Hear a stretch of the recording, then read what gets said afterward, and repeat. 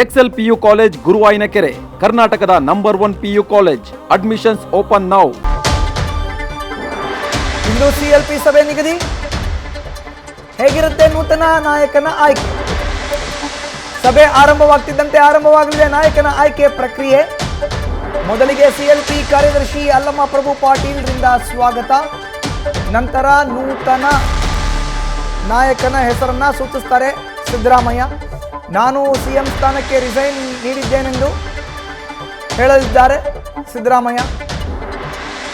ಮುಂದೆ ನಾಯಕರಾಗಿ ಡಿಕೆಶಿ ಹೆಸರನ್ನ ಪ್ರಸ್ತಾಪ ಮಾಡ್ತಾರೆ ಸಿದ್ದರಾಮಯ್ಯ. ಬಳಿಕ ಹೈಕಮಾಂಡ್ ನಿರ್ಧಾರದಂತೆ ಸಭೆಯಲ್ಲಿ ನೂತನ ನಾಯಕನ ಹೆಸರು ಘೋಷಣೆ ಆಗುತ್ತೆ. ಮಾಹಿತಿಯನ್ನು ನೀಡ್ತಾರೆ ನಮ್ಮ ಪ್ರತಿನಿಧಿ ಹರೀಶ್, ಇವತ್ತು ಒನ್ಲೈನ್ ನಿರ್ಣಯ ಅಂತ ಹೇಳಲಾಗ್ತಾ ಇದೆ. ಮೊದಲು ಅಲ್ಲಮ್ಮ ಪ್ರಭು ಪಾಟೀಲ್ ಸ್ವಾಗತ ಮಾಡಿ ಬಳಿಕ ಸಿದ್ದರಾಮಯ್ಯನವ್ರ ಮಾತನ್ನ ಆಡಿ ಹೆಸರನ್ನ ಸೂಚಿಸೋ ಅಂತ ಪ್ರಕ್ರಿಯೆನ ಹೇಗೆ?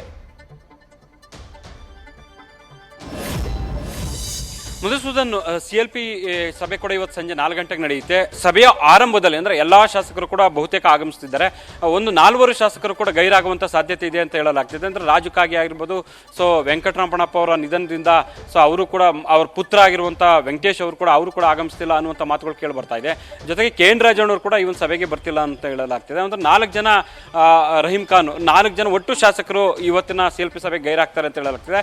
4 ಗಂಟೆಗೆ ಸರಿಯಾಗಿ ಕೂಡ ಈ ಒಂದು ಸಭೆ ಆರಂಭ. ಸಭೆ ಆರಂಭ ಆಗ್ತಿದ್ದಂತೆ ಸಿಎಲ್ಪಿ ಕಾರ್ಯದರ್ಶಿ ಆಗಿರುವಂಥ ಅಲ್ಲಮ್ಮ ಪಾಟೀಲ್ ಅವರು ಸ್ವಾಗತವನ್ನು ಕೋರ್ತಾರೆ. ನಂತರ ಆ ಪ್ರಕ್ರಿಯೆಗೆ ಅವರು ಕೂಡ ಅನುವು ಮಾಡ್ಕೊಂಡು ಕೊಡ್ತಾರೆ. ಸೊ ಸಿದ್ದರಾಮಯ್ಯ ಅವರು, ಹಂಗಾಮಿ ಮುಖ್ಯಮಂತ್ರಿ ಆಗಿರುವಂಥ ಸಿದ್ದರಾಮಯ್ಯ ಅವರು ಸೊ ನೇರವಾಗಿ ಕೂಡ ಅವರ ಹೆಸರನ್ನ ಉಲ್ಲೇಖ ಮಾಡ್ತಾರೆ, DK ಶಿವಕುಮಾರ್ ಅವರ ಹೆಸರನ್ನ.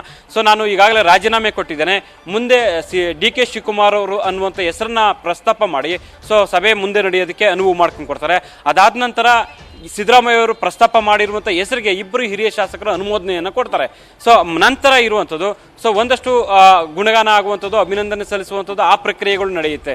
ಸೊ ಅದಾದ ನಂತರ ಕೂಡ ಒಂದಷ್ಟು ಚರ್ಚೆಗಳು ಆಗುತ್ತೆ. ಇದೆಲ್ಲವೂ ಕೂಡ ಕೆಲವು ಹೊತ್ತಿನಲ್ಲೇ ಕೂಡ ಮುಕ್ತಾಯ ಆಗುತ್ತೆ ಅಂತ ಹೇಳಲಾಗ್ತದೆ. ಒಂದು ಅರ್ಧ ಗಂಟೆ ಮುಕ್ಕಾಲು ಗಂಟೆಯಲ್ಲಿ ಈ ಸಭೆ ಮುಕ್ತಾಯ ಆಗುತ್ತೆ ಅಂತ ಹೇಳಲಾಗ್ತಿದೆ.